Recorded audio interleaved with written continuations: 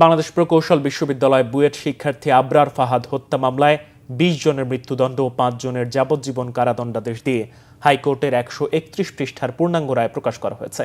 গত ১৬ মার্চ আসামিদের death reference ও appeal শুনানি শেষে বিচারপতি এ.কে.এম. আসাদুজ্জামান ও বিচারপতি সৈয়দ এনায়েত হোসেনের সমন্বয়ে গঠিত হাইকোর্ট বেঞ্চ এই রায় দিয়েছিলেন।